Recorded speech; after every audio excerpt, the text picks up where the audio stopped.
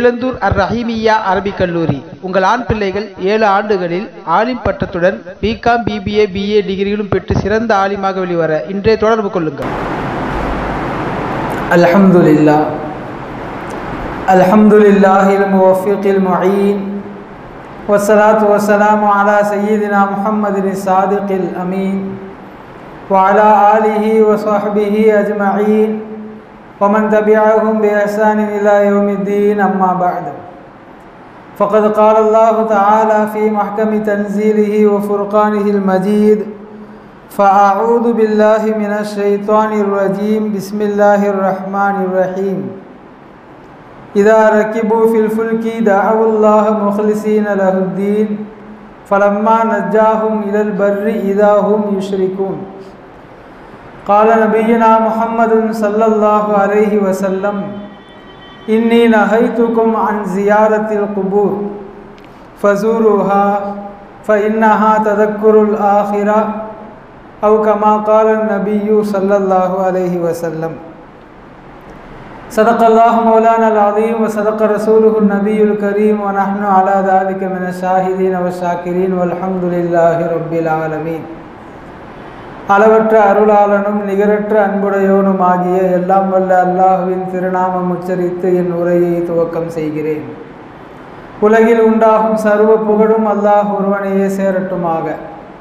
அவனது சாந்தியும் சமாதானமும் கருணையும் ஈடேற்றமும் அகிலத்தின் அருட்கொடையாய் வந்துதித்த அண்ணல் எம்பெருமான் ரசூலுல்லாஹி ஸல்லல்லாஹு அலைஹி வஸல்லம் அன்னவர்கள் மீதும், அன்னாரின் வழி நடந்த உத்தம சத்திய சஹாபாக்கள், தாபிஈன்கள், தபஉ தாபிஈன்கள், நாதாக்கள், நல்லவர்கள், அவுலியாக்கள், இமாம்கள், குறிப்பாக சிறப்பான இச்சபையில் ஒன்று சேர்ந்திருக்கக்கூடிய மேலும் வரவிருக்கக்கூடிய நம் அனைவர் மீதும் அனைவர் குடும்பத்தார் மீதும் என்றென்றும் நிறைவாக நிலவட்டுமாக. ஆமீன். அன்பிற்கும் இறைநேசத்திற்கும் தகுதியான சகோதரர்களே, ஜமாத்தார்களே, அல்லாஹுவின் பேருபகாரம் அவனது இல்லத்தில் அமர்ந்து அமைதியாக அவனுடைய சட்ட திட்டங்களை, உபதேசங்களை, பெருமானார் ஸல்லல்லாஹு அலைஹி வஸல்லம் அவர்களின் வாழ்க்கை வழிகாட்டுதல்களை பேசவும் கேட்கவும் மீண்டும் ஒரு முறை பாக்கியம் அளித்திருக்கிறான். இங்கே பேசப்படுகின்ற விஷயங்களின் பிரகாரம் நமது வாழ்க்கையை அமைத்து கொள்ள வேண்டும் என்பதை ஆரம்ப உபதேசமாக எனக்கும் உங்களுக்கும் கூறிக்கொள்கிறேன். அன்பிற்குரியவர்களே, அல்லாஹ் கொடுத்த மகத்தான வாழ்க்கையை இன்பகரமாக வாழ்ந்து கொண்டிருக்கிறோம். ஆனால் இது தற்காலிகமான வாழ்க்கை, நிரந்தரமான ஒரு வாழ்க்கை உண்டு என்று அல்லாஹ் திருக்குர்ஆனிலே சொல்கிறான். இஸ்லாத்தின் அடிப்படை கோட்பாடுகளில் ஒன்று, இங்கே வாழ்ந்து கொண்டிருக்கக்கூடிய நாம் அனைவரும் மௌத்தானதற்கு பிறகு கபரு வாழ்க்கையை சந்திப்போம். அதற்கு பிறகு மஹ்ஷர் பெருவிலையிலே விசாரணைக்காக ஒன்று கூட்டப்படுவோம். அதற்கு பிறகு நல்லவர்கள் தீயவர்கள் என பிரிக்கப்பட்டு சொர்க்கத்திற்கும் நரகத்திற்கும் அனுப்பப்படுவோம். இந்த அடிப்படை தத்துவத்தின் பிரகாரம் வாழ்வது முஸ்லிமின் மீது கடமை.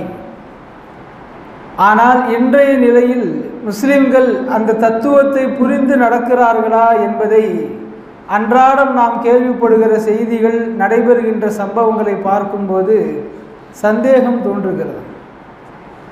ஒரு முஸ்லிம் இம்மைக்காக மட்டுமே அவன் முயற்சி செய்து வாழ மாட்டான். முஸ்லிமின் முயற்சியில் முக்கால்வாசி மறுமைக்காக இருக்க வேண்டும், கால்வாசி தான் இந்த துன்யாவிற்காக இருக்க வேண்டும். வாழுகிற நாட்கள் ஒவ்வொன்றிலும், நிமிடங்கள் ஒவ்வொன்றிலும், ஏன் வினாடிகள் ஒவ்வொன்றிலும் ஒரு முஸ்லிம் தான் செய்கிற செயல்களில் இருந்து அல்லாஹ் ரசூலுடைய பொருத்தம் அதில் இருக்கிறதா என்பதை கவனித்து செய்பவனாக இருக்க வேண்டும். ஆனால் நம்மிடத்தில் உள்ள பெரிய குறை, அல்லாஹ் ரசூலுடைய உத்தரவுக்கு அப்பாற்பட்டு பெருமானார் ஸல்லல்லாஹு அலைஹி வஸல்லம் அவருடைய செயல்பாடுகள், முன்மாதிரிகளுக்கு அப்பாற்பட்டு துன்யாவை ஆகிரத்தை விட தேர்ந்தெடுத்து விட்டோமோ என்று நாம் அச்சப்படுகிற அளவிற்கு நமது வாழ்க்கை இன்றைக்கு இருக்கிறது. இன்றைய முஸ்லிம்களை பார்த்தால் ஒரு சிலர் கடுமையாக முயற்சி செய்து உழைக்கிறார்கள் இம்மைக்காக, ஆனால் மறுமைக்காக என்று எடுத்து பார்க்கிற போது ஒரு 10% கூட உழைப்பு இல்லை. வேறு சிலர் மறுமைக்காக உழைக்கிறார்கள், இம்மைக்காக உழைப்பதில் அவர்கள் சோம்பேறிகளாக இருக்கிறார்கள். வேறு சிலர் மறுமைக்காக உழைக்கிறார்கள், இம்மைக்காகவும் உழைக்கிறார்கள். ஆனால் மறுமைக்காக உழைக்கிற சேர்த்து வைக்கிற நன்மைகளை எல்லாம் தான் செய்கிற சிறு சிறு பாவங்கள் மூலமாக இழந்து கொண்டே இருக்கிறார்கள். சுருங்க சொன்னால், கண்மணி நாயகம் வழிகாட்டி சஹாபாக்கள் எந்த பாதையில் சென்றார்களோ, இறைநேசர்கள் எப்படி நமக்கு முன்மாதிரிகளாக அமைந்தார்களோ, அத்தகைய முன்மாதிரியில் அந்த ராஜபாட்டையில் நாம் நடக்கவில்லையோ என்ற சந்தேகம் இருக்கிறது. சிறு சிறு விஷயங்களுக்காக சண்டை போடும் உம்மத்தாக நாம் இருக்கிறோம். உலகில் எந்த மார்க்கமும் போதிக்காத அளவிற்கு கல்வியை பற்றி போதித்த மார்க்கத்தில் இருந்து கல்வி விஷயத்தில் கவனக்குறைவாக இருக்கிறோம். அதிகாரத்தை மீட்டெடுக்கிற விஷயத்திலே பொடுபோக்கானவர்களாக இருக்கிறோம். ஏனோ சம்பாதிக்கிறோம், வாழ்கிறோம். இந்த உலகத்தில் சம்பாதிக்கிற எல்லோரும் வாழ்வதற்காக கஷ்டப்பட்டு கொண்டிருக்கிறார்கள். நமது சமுதாயம் பிழைப்பதற்காக சிரமப்பட்டு கொண்டிருக்கிறது. உலகில் எல்லோரும் வாழ்கிறோம், ஆனால் நல்ல அந்தஸ்தான உயர்ந்த வாழ்க்கையை வாழக்கூடியவர்கள் லட்சியத்தோடு பயணித்து அவர்கள் வாழ்க்கையை அனுபவிக்கிறார்கள். தேவைக்கு மீறிய பொருளாதாரத்தை திரட்டி அவர்கள் ஒரு பாதுகாப்பு வலயத்திற்குள் தங்களுடைய வாழ்க்கையை அமைத்துக் கொள்கிறார்கள். ஆனால் முஸ்லிம் சமூகம் அன்றாடம் சிரமப்பட்டு சம்பாதித்து தன்னுடைய வயிற்றை கழுவி கொண்டிருக்கிறது. திடீரென்று ஒரு பெரிய செலவுகள் வருமானால் அதை சமாளிக்கக்கூடிய திராணியற்ற சமூகமாக நாம் இருக்கிறோம்.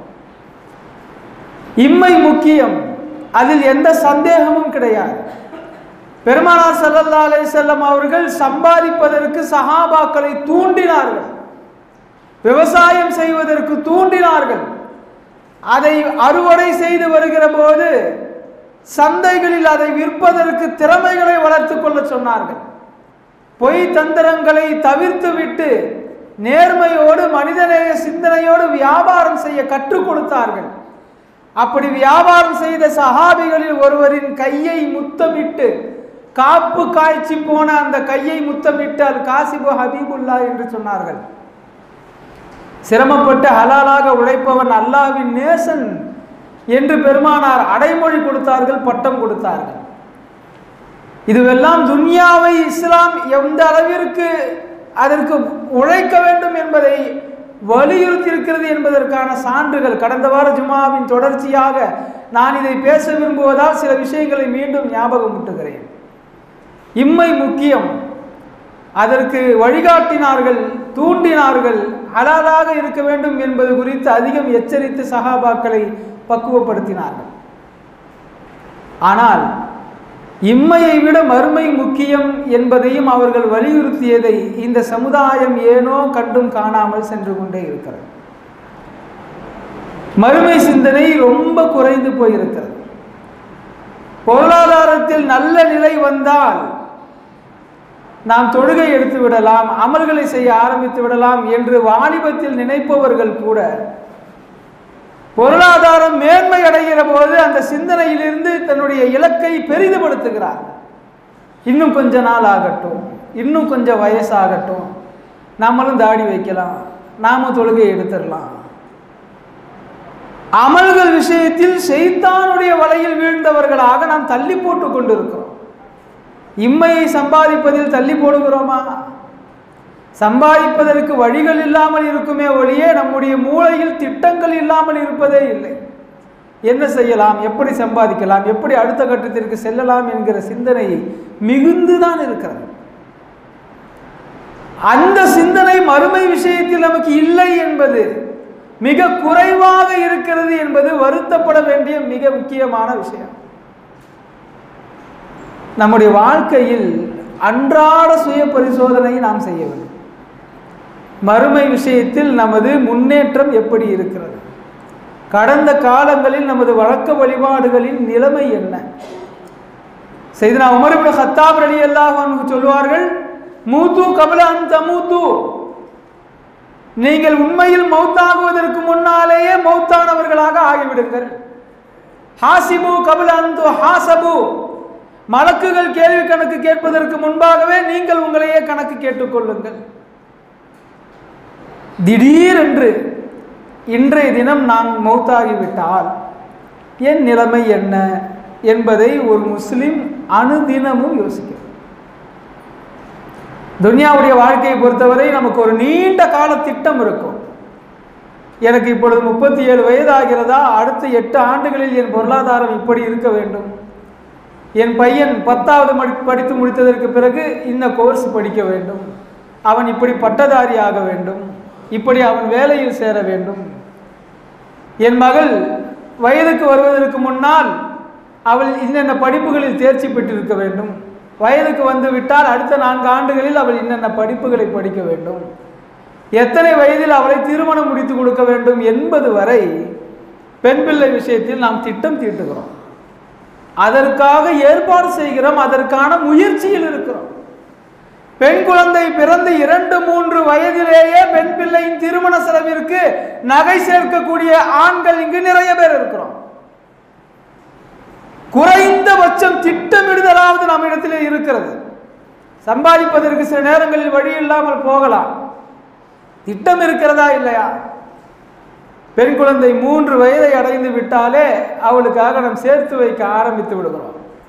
வயதுக்கு வருகின்ற போது ஒரு செலவு இருக்கிறது, அவள் படிப்பதற்கென்று ஒரு செலவு இருக்கிறது, படித்து முடித்து விட்ட பிறகு அவளுக்கு நிக்கா செய்கிற போது ஒரு செலவு இருக்கிறது. ஒன்று திருமணத்திற்கு 15 ஆண்டுகளுக்கு முன்பிருந்தே தீட்டிக் கொண்டிருக்கிறோம் திட்டங்களை. சில நேரங்களில் சம்பாதிக்க முடியாமல் போகிறவர்கள் கடனை வாங்கி பிள்ளையை நன்றாக செலவு செய்து திருமணம் முடித்து கொடுத்து விட்டு பின்னால் உள்ள 10 ஆண்டுகள் கடனை அடைத்துக் கொண்டிருக்கிறார்கள். திருமணத்திற்கு வாங்கிய கடனை அடுத்து அடைத்து முடிப்பதற்கு 10 ஆண்டுகள். நான் இதை குற்றம் சொல்லவில்லை. இந்த திட்டமிடுதல் என்பது மறுமை விஷயத்தில் நமக்கு ஏன் இல்லாமல் போகிறது? திடீரென்று இன்றைக்கு நான் மௌத்தானால் என் நிலைமை என்ன என்பதை முஸ்லிம்கள் ஒரு நிமிடம் சுய பரிசோதனை செய்து பார்க்க வேண்டும். நான் இன்றைக்கு காலை இதை குறிப்பெடுத்து கொண்டிருந்த போது நினைத்தேன், இந்த விஷயத்தை சொல்லிட்டு ஒரு நிமிஷம் அப்படியே மௌனமா இருந்துடலாமா? யோசித்து பார்க்க வேண்டும் இல்லையா? நேரம் ஒதுக்க வேண்டும் இல்லையா? நாம சொல்றோமே ஒழிய அதற்கான நேரங்களை ஒதுக்கும் பழக்கமே நம்ம இடத்துல இல்லையே. செய்தனா உமர் இப்னு கத்தாப் ரலியல்லாஹு அன்ஹு மலக்குகள் கேள்வி கணக்கு கேட்கும் முன் நீங்கள் கேட்டுக்கொள்ளுங்கள் என்று சொன்னார்கள். சொன்னது மட்டுமல்ல, அவர்கள் தினமும் செய்தார்கள். அதை சுமார் 2 லட்சம் சதுர கிலோமீட்டரை ஆட்சி செய்து கொண்டிருந்த ஹலீஃபா உமர் இப்னு கத்தாப் ரலியல்லாஹு. ஆனால் தினமும் இரவு உறங்க செல்வதற்கு முன்னால் அன்றாடம் அனுதினம் காலை எழுந்ததிலிருந்து நாம் என்னென்ன செய்தோம், யார் யாரை சந்தித்தோம், என்னென்ன பேசினோம், அதில் எது வீணான பேச்சு அல்லது எது அதிகம் நன்மை தராத பேச்சு, அதையெல்லாம் தனித்தனியாக கணக்கெடுத்து தேவையில்லாத நன்மை இல்லாத பேச்சுக்களை பேசியிருந்தால் இனிமே அதை நாம் செய்யக்கூடாது என்று உறுதிமொழி எடுத்து பாவமான காரியம் ஏதும் செய்து விட்டோமோ என்று அவர்கள் நினைக்கிற போது சாட்டையில் தன்னைத்தானே அடித்துக் கொள்வார்கள் என்கிற வரைக்கும் வரலாறு பதிவு செய்யப்பட்டிருக்கிறார். எந்த உமர்? உலகத்திலேயே சொர்க்க நன்மாராயம் கூறப்பட்ட 10 நபர்களில் 2வது இடத்தில் இருக்கக்கூடிய உமர் இப்னு கத்தாப் ரலியல்லாஹு அன்ஹு. எனக்கு பின்னால் நபிமார்கள் கிடையாது, நான் இறுதி நபி. ஒருவேளை நபியாக வருவதற்கு ஒருவருக்கு தகுதி இருக்கிறது என்றால் அது உமர் என்றார்கள் ரசூல் ஸல்லல்லாஹு அலைஹி வஸல்லம். அப்படிப்பட்ட உமர் இப்னு கத்தாப் ரலியல்லாஹு அன்ஹு தினமும் 5 நிமிடம் அமர்வார்கள். காலையிலிருந்து செய்த காரியங்களை எல்லாம் ஒரு முறை நினைத்து பார்த்து எழுதி பார்த்து அதில் நன்மை இல்லாத காரியங்களை வடிகட்டி அதற்கு தன்னைத்தானே கடிந்து கொள்வார்கள் என்று வரலாறு சொல்கிறது. என்றால் ஈமானை புதுப்பிக்கும் விஷயம் என்ற ஒன்று நமது தலைமுறைக்கெல்லாம் இல்லாமல் போய்விட்டது. ஈமானை புதுப்பித்தல், தஜ்தீதுல் ஈமான், சஹாபாக்களிடத்தில் இந்த பழக்கம் இருந்தது. சஹாபாக்கள் ஒருவரை ஒருவர் அழைத்துக் கொள்வார்களாம், தஆலவ் நுஜத்திது ஈமானனா, சகோதரரை வாருங்கள் அமர்ந்து பேசுவோம். எதற்கு? நம்முடைய ஈமானை புதுப்பிச்சுக்கலாம். இப்படியே சொல்லி தான் கூப்பிடுவாங்க. நம்முடைய ஈமானை புதுப்பித்துக் கொள்ளலாம், வாங்க பேசுவோம் அப்படின்வாங்க. நம்ம யோசிச்சு பாருங்க, நம்முடைய சமுதாயத்தில் எப்பயாவது ஈமானை அதிகப்படுத்தி கொள்ள, அல்லாஹ்வின் மீதான அன்பை, பெருமானாரின் மீதான காதலை அதிகரித்து கொள்ள, என்னுடைய வாழ்க்கை இது காலம் வரை இருந்ததை விட இனி வரும் காலம் ஒழுக்கமானதாக மாற நம்ம என்னைக்காவது உட்கார்ந்து திட்டங்கள் திட்டி இருக்கிறோமா? அல்லது அதை பற்றி நினைத்தாவது பார்த்திருக்கிறோமா? நாம் நினைத்திருந்தால் மகிழ்ச்சி, நினைக்கவில்லை என்றால் நாம் சிறந்த மூமினாக இருக்கோம், நம்மளை நாமளே ஏமாத்திக்கிட்டு இருக்கிறோம்னு அர்த்தம். நாம ஏன் அப்படி நினைக்கணும்? நாம் நல்ல மூமின் தானே அப்படின்ற எண்ணம் நம்முடைய உள்ளத்தில் இருந்தால் ஷைத்தான் தீட்டிய திட்டத்தில் நாம் பலிகடாவாகிவிட்டோம் என்று அர்த்தம். சஹாபாக்கள் இதை அடிக்கடி செய்தார்கள். நாம் செய்ய வேண்டிய முதலாவது காரியம் அதுதான். ஈமானை புதுப்பித்துக் கொண்டே இருக்க வேண்டும். நல்ல செய்திகளை ஒருவருக்கொருவர் பரிமாறிக்கொண்டே இருக்க வேண்டும். பெருமானாரை பற்றி, அவர்களின் அழகை பற்றி, அவருடைய அங்க அவயங்களை பற்றி சஹாபாக்கள் பேசிக்கொண்டே இருந்தார்கள். ரசூல் ஸல்லல்லாஹு அலைஹி வஸல்லம் அவர்கள் வஃபாத் ஆகிற வரை இல்லை, அவரவர் வஃபாத் ஆகிற வரைக்கும் பேசினார்கள். அப்படி பேசவில்லை என்றால் பெருமானாருக்கு நரைத்த முடி தாடியில் எத்தனை இருந்தது, தலைமுடியில் எத்தனை இருந்தது என்று சஹாபாக்கள் ஹதீசுகள் அறிவிக்கிற அளவிற்கு பெருமானாரின் சிந்தனை அவர்களுக்கு இல்லாமல் போயிருக்கு. நடைமுறை உதாரணம் சொல்வதாக இருந்தால், நம்மள பல பேருக்கு பெற்றோர்களில் இருவருமா அல்லது ஒருவராவது இறந்திருப்பார்கள். நிறைய வயதானவர்கள் இருக்கிறனால சொல்றேன். இறந்து போன பெற்றோர்களை ஒரு நிமிஷம் நீங்க கற்பனையில் கொண்டு வாருங்கள். உங்களுடைய தந்தைக்கு வஃபாத் ஆகிற போது சரியாக எத்தனை வயது, எத்தனை மாதம், எத்தனை நாள்? வருஷம் கூட சொல்லிடலாம். எங்கள் அத்தா 65 மௌத்தானாங்க, 70 மௌத்தானாங்க. எத்தனை மாதம் சொல்ல முடியுமா? மாதமும் ஒரு வேளை சொல்லிட்டீங்கன்னு வைங்க, எத்தனை நாள்னு சொல்ல முடியுமா? ஆனால் ரசூல் ஸல்லல்லாஹு அலைஹி வஸல்லம் அவர்களுக்கு சஹாபாக்கள் சொல்லியிருக்கிறாங்க. உங்களுடைய தந்தை மௌத்தாகும் பொழுது தாடியில் எத்தனை முடி நரைத்திருந்தது சொல்ல முடியுமா? ஒரு தோராயமாவது ஒரு 40% அல்லது ஒரு 50% நரைச்சிருந்துச்சு. பல பேர் தாடியை வைக்காம மௌத்தாகிறனால தாடியை பற்றி கொஸ்டின் கேட்க வேண்டியதில்லை, தலைமுடியை பற்றி வேணால் கேட்கலாம்.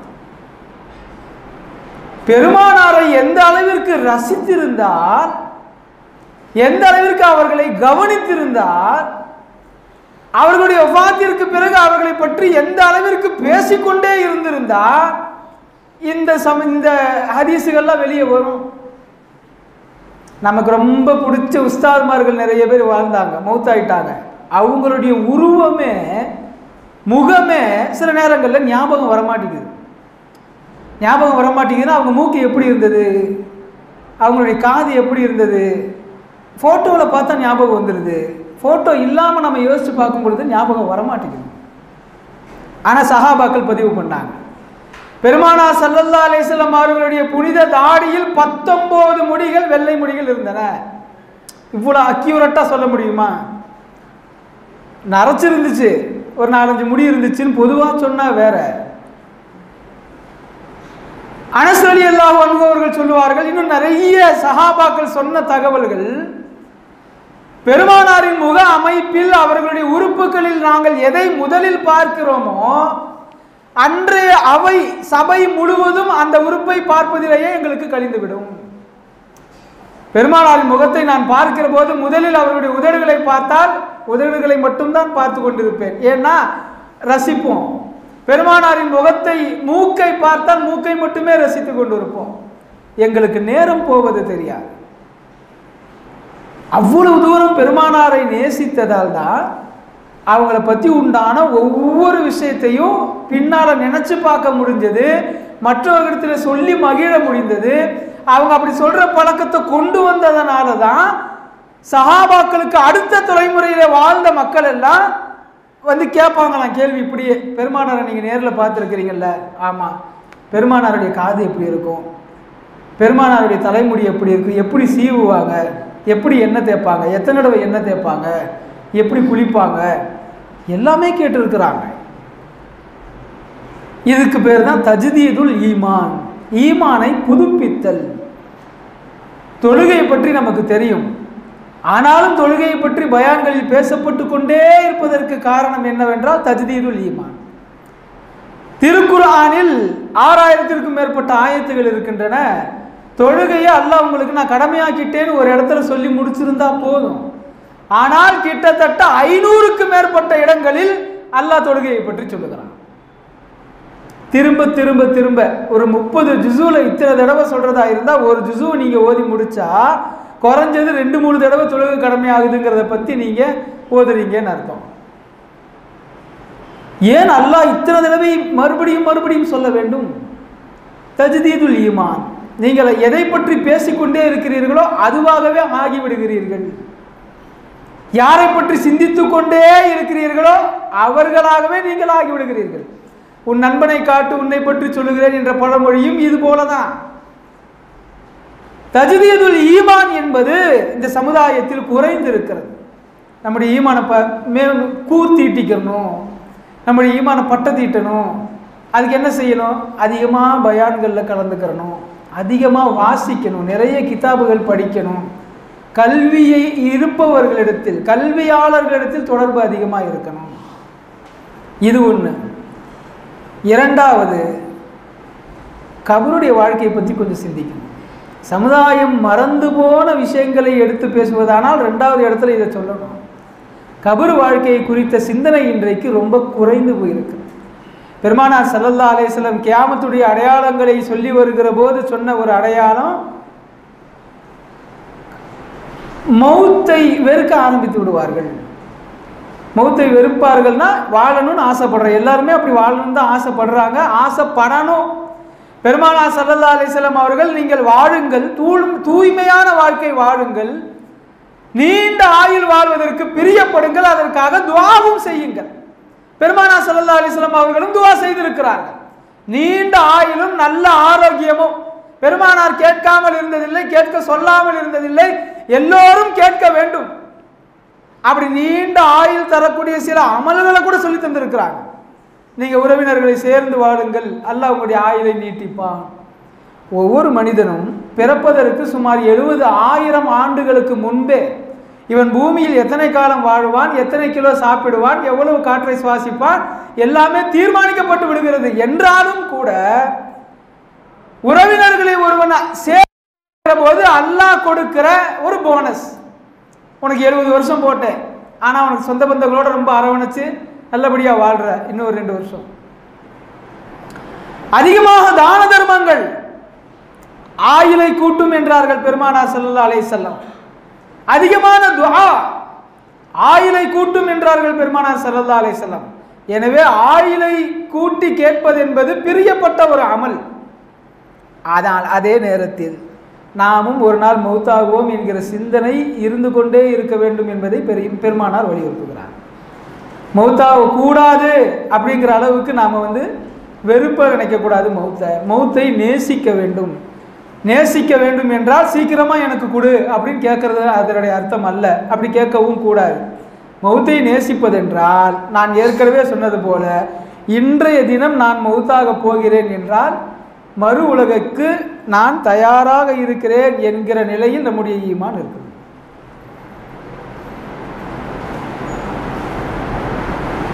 அதனால தான் சொல்கிறோம், கபரு வாழ்க்கையை அதிகமாக நினைத்து பார்க்க வேண்டும். யார் கபரு வாழ்க்கையை அதிகமாக நினைக்கிறார்களோ அவர்கள் மௌத்தை நேசிக்க ஆரம்பித்து விடுவார்கள். மௌத்தை கண்டு தேவையற்ற அச்சம் வராது. இப்போ நமக்கு மௌத்தை பற்றி பேசினா தேவையற்ற அச்சம் தான் வரும். திடீர்னு மௌத்தாயிரோனா, அப்போ என் மனைவி மக்களுடைய நிலைமை என்ன, அவங்க எதிர்காலத்தில் சிரமப்படுவாங்களே, அல்லது இவ்வளோ ஆசை ஆசையாக நான் கட்டின வீடு அதை விட்டுட்டு போயிடுவேனா, ஆசை ஆசையாக வாங்கின வண்டி கார் இதெல்லாம் விட்டுட்டு போயிடுவேனா. அப்போ ஒரு ஒரு விடிவு தெரியாமல் ஏற்படுகிற பயம் இருக்கிறதே, அது ஆபத்து. இம்மைக்கு நான் சம்பாதித்து கொண்டிருக்கிறேன், திடீரென்று மௌத்து வந்தால் எனக்கு நம்பிக்கை இருக்கிறது, அல்லாஹ் என்னை நரகவாசியாக்க ஆக்க மாட்டான். நான் அந்த அளவுக்கு அமல்களை செய்து கொண்டிருக்கிறேன். அந்த அளவு அமல்கள் நான் செய்யலைன்னாலும் பாவங்கள் குறைவாக செஞ்சுருக்கிறேன். அந்த பாவங்களை அல்லாஹ் மன்னிச்சிருவாங்கிற நம்பிக்கை எனக்கு இருக்குங்கிற அளவுக்கு மூமினுடைய நிலைமை இருக்கணும். இன்னைக்கு கபருடைய வாழ்க்கையை நினைக்கிறது ரொம்ப குறைந்து போயிருக்கிறது. பெருமானார் ஸல்லல்லாஹு அலைஹி வஸல்லம் சொன்னார்கள், மனிதனுடைய உலக வாழ்க்கை முடிந்து அடுத்து அவனுக்கு தொடங்குவது கபரு வாழ்க்கை தான். இன்றைக்கு இஸ்லாத்திற்குள்ளேயே இருக்கக்கூடிய சிலர் கபர் வாழ்க்கையை முற்றா மறுக்கிறாங்க. அப்பெல்லாம் அவனுக்கு கிடையாது, மௌத்தாயிட்டா தூக்கி கபரில் வச்சுட்டா உடல் மக்கி போயிடும், அதுக்கு பிறகு அந்த உடலுக்கு வேலையே இல்லை, மாஸ்டரில் கேள்வி கணக்கு கேட்கப்படும் போது தான் எந்திரிப்போம் அப்படிலாம் சொல்கிறாங்க. கபர் வாழ்க்கை இருக்கிறது. பெருமானார் ஸல்லல்லாஹு அலைஹி வஸல்லம் சொன்னார்கள், நீங்கள் மௌத்தாகி உங்களை கொண்டு போய் அடக்கம் செய்யப்பட்டு விட்டால் அந்த கபரை சுற்றி மனிதர்கள் நின்று வேலையெல்லாம் முடிந்ததற்கு பிறகு நகர்ந்து செல்வார்களே, அப்படி கடைசியாக செல்பவருடைய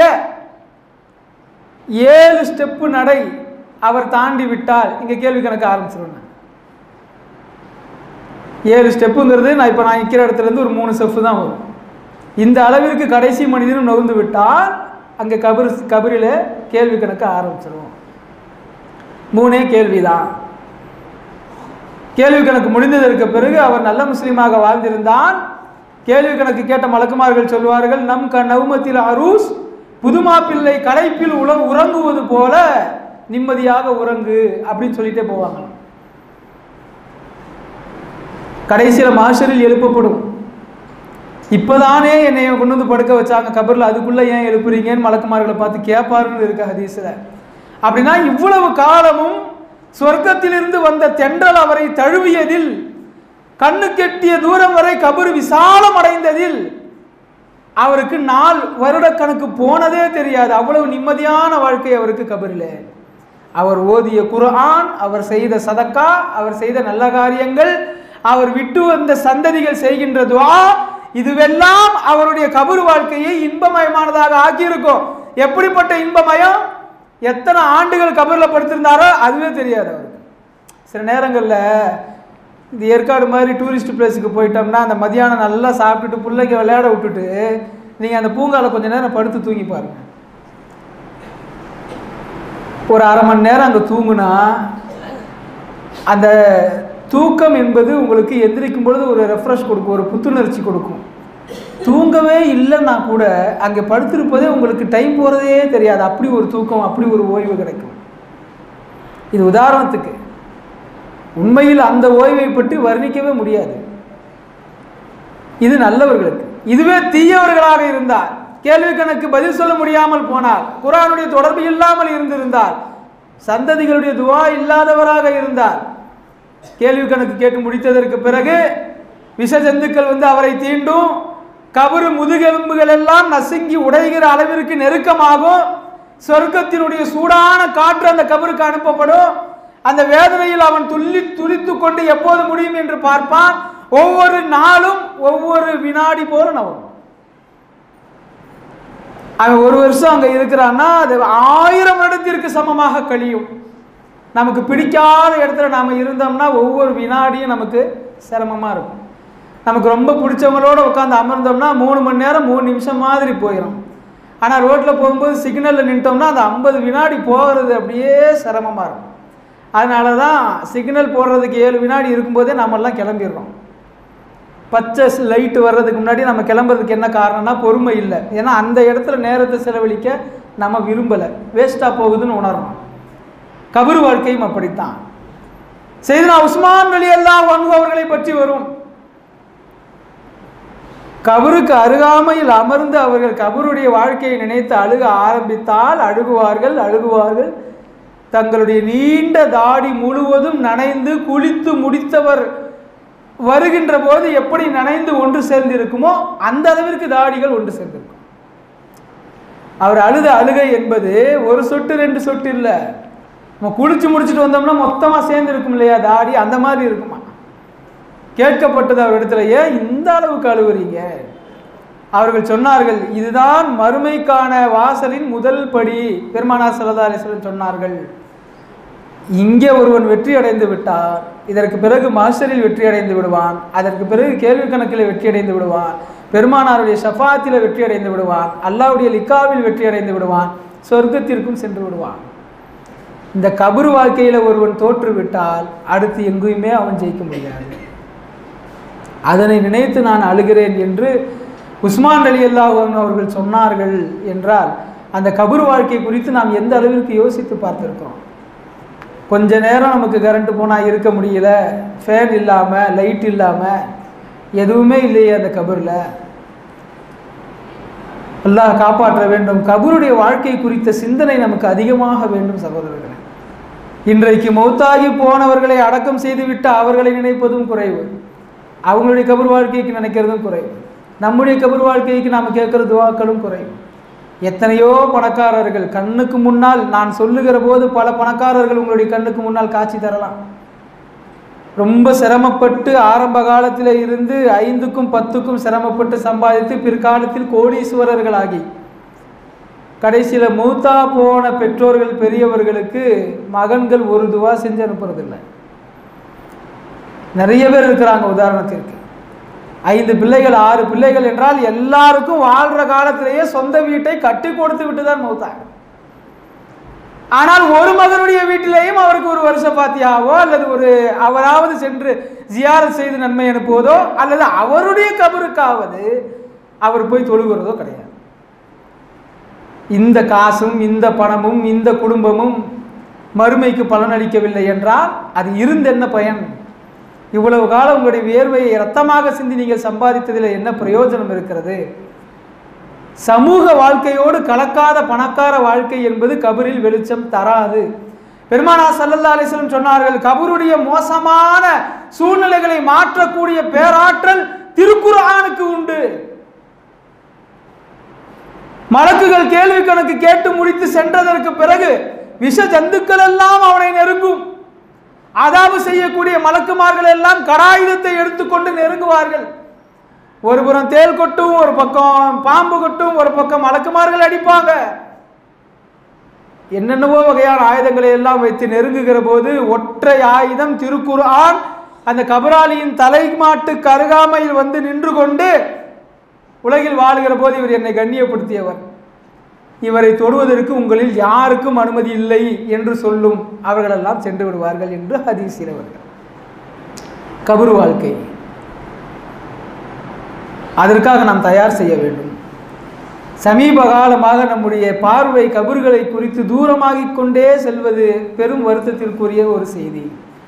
அதனால தான் முன்னோர்கள், இப்பயும் நீங்கள் டெல்டா மாவட்டங்கள்ல எல்லாம் போயிட்டீங்கன்னா, நம்ம ஊர்லேயும் இருக்கிற பழக்கம்தான், ஜும்மா தொழுகை முடித்து விட்டதற்கு பிறகு மொத்த ஜமாத்தும் சேர்ந்து 2வது துவாவிற்கு பிறகு கபர்ஸ்தானுக்கு சென்று எல்லோரும் அவரவர்களுடைய மூதாதையர்களுக்கு துவா செய்து விட்டு செல்வதுதான் பழக்கம். ஜும்மாவுக்கு பிறகும் இருக்கு, ஈதுக்கு பிறகும் இருக்கு. ஈதுக்கு பிறகுலாம் ஒரு ஆள் கூட நவர மாட்டாங்க. தருமபுரி கிருஷ்ணகிரி மாவட்டத்தை சார்ந்தவர்களுக்கு தெரியும், ஒரு ஆள் நவராது. ஒட்டு மொத்தமாக அங்கெல்லாம் ஒரே ஈது நடக்கும். 10,000 பேருக்கு மேல் கூடுவார்கள். எல்லாரும் போய் கபர்ஸ்தானில் துவா செஞ்சுட்டு போகிற அந்த காட்சி இருக்குது. அது எவ்வளவு சிறப்பானது என்றால் 2 விஷயங்கள். ஒன்று, நாம் இறந்தவர்களுக்கு துவா செய்கிற போது, நாம் இறந்தால் துவா செய்கிற ஆட்களை அல்லாஹ் உலகத்திலே ஏற்படுத்தி கொடுப்பான். இது ஹதீஸ். 2வது, யாருக்கு ஓதி அனுப்பப்படுகிறதோ அந்த கபராளி அந்த கபரஸ்தானிலேயே விஐபியாக இருப்பார். இப்போ நம்ம மொஹல்லாவில் நம்மளை பெருசாக மதிக்கணும்னு ஒவ்வொருத்தரும் நினைக்கிறோம் இல்லையா? நான் வந்தால் சமுதாயத்தில் மஹல்லாவில் முக்கியமான ஆள் அப்படின்னு எல்லாருக்கும் தெரியணும், பிரியப்படுறோம், தப்பு கிடையாது, அது நல்லது தான். பெருமானார் ஸல்லல்லாஹு அலைஹி வஸல்லம் சொன்னாங்க, ஒருவர் இறந்தால் நிறைய மக்களுக்கு அவர் அறிமுகமானவராக இருந்தால், நிறைய பேர் அனுதாபப்பட்டால், அவர்கள் ஒவ்வொருவரும் இவர் நல்லவர் என்பதற்கு சாட்சி. அதனால பிரபலமாகிறதுங்கிறது தவறு கிடையாது, நல்ல காரியங்கள்னால பிரபலம் ஆகணும். கபர்ஸ்தான்ல யார் விஐபி என்றால், யாருக்கு அதிகமான நன்மைகள் ஓதி அனுப்பப்பட்டு கொண்டே இருக்கிறதோ அவர் விஐபி. எப்படின்னா, அவருக்கு வருகின்ற நன்மை அவருக்கு மட்டும் செல்வது கிடையாது, அந்த கபர்ஸ்தானில் உள்ள எல்லோருக்கும் செல்கிறது. இப்போ எங்கள் வீட்டில் டெய்லி சாப்பாடு ஆக்கி போடுறோம், 50 பேர் சாப்பிட்டு போய்கிட்டே இருக்கிறாங்கன்னா அவர் வீட்டுக்கு போனால் உணவு கிடைக்குது, அதனால் அவர் மதிக்கத்தக்கவர். இப்போ கபர்ஸ்தானில் அடக்கம் இருக்கக்கூடிய ஒரு சில பேருக்கு அவங்களுடைய உறவினர்கள்லாம் துவா செய்ய வந்து வருஷக்கணக்கில் கூட இருக்கும், அல்லது வருஷத்துக்கு ஒரு தடவை பராத்துக்கு வர்றவங்களா கூட இருக்கும். ஒரு சிலருடைய கபரு வாரம் ஜியாரத்து செய்யப்படுகிறது என்றால் அவருக்கு செய்யப்படுகிற ஜியாரத், அவருக்கு ஓதப்படுகிற சூறாக்களின் நன்மை, அவரின் பெயரால் உணவளிக்கப்படுகின்ற அன்னதானத்தின் நன்மை எல்லாம் அந்த கபராளிக்கு போகுது இல்லையா? அந்த கபராளிக்கு போறது மாதிரியே அதே அளவு அதே பங்கு எல்லா கபராளிகளுக்கும் வழங்கப்படுகிறது. அப்போ கபராளிகள் எல்லாம் இவரை மிக உயர்ந்த அந்தஸ்தில் வைப்பார்கள். பரவாயில்லங்க, என் மகன் தான் ஓதலை, உங்கள் மகன் ஓதி அனுப்புறதுலையாவது நாங்கள் கொஞ்சம் தப்பிச்சுக்கிட்டு இருக்கிறோம். நம்முடைய பெற்றோர்களை விஐபிக்களாக ஆக்க வேண்டும் என்று பிரியப்படுகிறோம் இல்லையா? அது இம்மையை விட மறுமையில் முக்கியம். எனவே நாம் நம்முடைய துன்யாவுடைய ஆடம்பர வாழ்க்கைகளை கொஞ்சம் எளிதாக்கி கொண்டு சுலபமாக்கி கொண்டு இம்மைக்கு சிரமப்படுவது போல மறுமைக்கு அதிகமாக சிரமப்பட வேண்டும். அதுதான் நிரந்தர வாழ்க்கை. சாதாரணமாக கடந்து போகிற குறைந்த காலத்தில் வாழக்கூடிய வாழ்க்கைக்கு நாம் கொடுக்கிற முக்கியத்துவத்தில் சரிபாதி அளவிற்காவது மறுமைக்கு கொடுக்கவில்லை என்றால் இரண்டும் நஷ்டமாகி போய்விடும். அல்லாஹ் அப்படிப்பட்டவர்களிலிருந்து நம்மை காப்பாற்றுவானாக. நாளை மறுமையில் சிறந்த அந்தஸ்தில் இருக்கக்கூடியவர்களாக நம் அனைவரையும் ஆக்கி அருள் புரிவானாக. ஆமீன். வாஹிர் தஅவானா அல்ஹம்துலில்லாஹி ரப்பில் ஆலமீன்.